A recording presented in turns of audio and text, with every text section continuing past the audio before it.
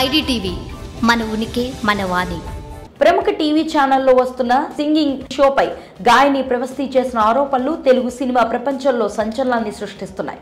30 ఏళ్లుగా విజయవంతంగా నడుస్తున్న ఆ కార్యక్రమం వెనుక ఇదంతా కంటికి కనిపించిన విషయాలు ఉంటాయా అన్న గుసగుసలు జోరుగా వినిపిస్తున్నాయి.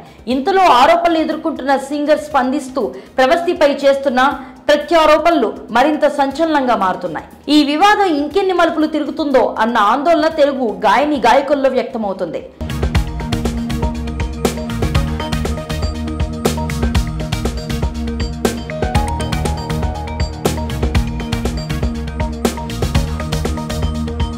తెలుగు గాయని ప్రవస్తి సంచలనానికి కేంద్రంగా నిలుస్తుంది.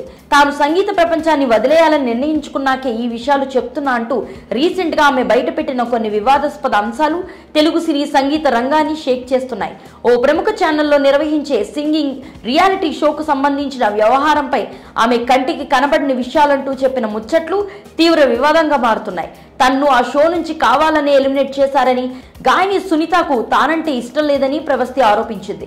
తను స్టేజ్ ఎక్కినప్పుడల్లా సునీత ఏదోలా మోహం పెట్టేవారని చెప్పి ఆవేదనకు గురైంది.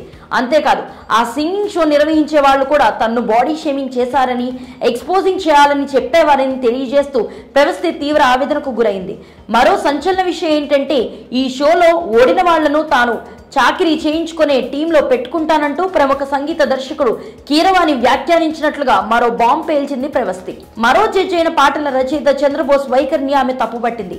ఈ విషయాలపైనే ఓ రోజంతా మీడియాలో కథనాలు బయటకు వచ్చాయి. వాటిపై చాలాసేపటి వరకు కీరవాణి కానీ, సునీత కానీ, చంద్రబోస్ కానీ ఎవరూ స్పందించలేదు. చివరకు విషయం వివాదంగా మారుతుందని గ్రహించి సునీత ఓ వీడియో రిలీజ్ చేశారు. చిన్నప్పటి నుంచి ప్రవస్తిని ఎంతగానో ప్రేమగా చూసుకునేవానమని చెప్పారు. ఇన్నాళ్ళు మా ప్రవస్తి అంటూ గొప్పగా చెప్పుకున్న తాము అదే ప్రవస్తి విషయంలో ఇలా ప్రవర్తించే అవకాశమే లేదని తేల్చి చెప్పారు. చిన్నతనంలో పాడినట్టే 19 ఏళ్ల వయసులో కూడా పాడి ఉంటే అందరికంటే ముందుగా తానే సంతోషించి ఉండేదాన్నని సునీత ఎమోషనల్ గా కామెంట్ చేశారు. ఇలాంటి పాటల పోటీ కార్యక్రమంలో నిర్వాహకులైన ఛానల్ వారికి కొన్ని పరిమితులు ఉంటాయని, చాలా సింగింగ్ కాంపిటీషన్స్ లో పాల్గొన్న ప్రవస్తికి ఆ విషయం తెలియాల్సిందే కదా అని సునీత అన్నారు. సింగర్లు ఇచ్చే పాటల లిస్ట్ లో ఛానల్ కు వేటిపై హక్కులు ఉంటాయన్నది కూడా ముఖ్యమైన విషయమని, అలాగే ఇతర గాయకులు పాడే పాటలను కూడా పరిశీలించి పోటీలో వేదికపై పాడే పాటలను ఖరారు చేస్తారని, ఈ విషయం కూడా ప్రవస్తి ప్రస్తావించి ఉంటే బాగుండేదని సునీత కాస్త ఆవేదనగా మాట్లాడారు. అసలు కీరవాణికి గాని, చంద్రబోస్ కు గాని, తనకు గాని ప్రవస్తిని టార్గెట్ చేసే అవసరమే లేదని స్పష్టం చేశారు. గతంలో ఓ సంస్థకు సంబంధించిన పాట షూట్ లో కూడా ప్రవస్తికే తాను ప్రాధాన్యం ఇచ్చిన విషయాన్ని కూడా సునీత గుర్తు చేసుకున్నారు. ప్రవస్తి అమ్మగారి విషయంలో తాను ఎన్నడూ అమర్యాదగా ప్రవర్తించలేదని క్లియర్ గా చెప్పారు. ఆవేదనతో కాకుండా ఆలోచించి మాట్లాడితే బాగుంటుందని కోరుకుంటున్నా అని కామెంట్ చేశారు.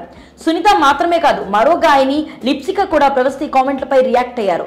కీరవాణి దగ్గర చాకరీ చేయడం తమకు ఇష్టమే అని ఆమె చెప్పారు.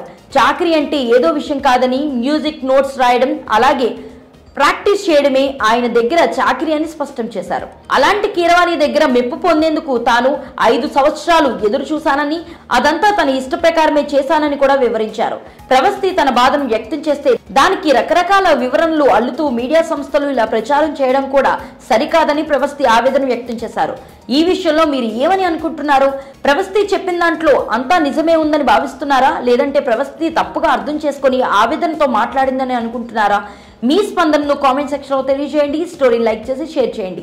మరిన్ని ఇంట్రెస్టింగ్ అప్డేట్స్ కోసం ఐడి టీవీని సబ్స్క్రైబ్ చేసుకోండి.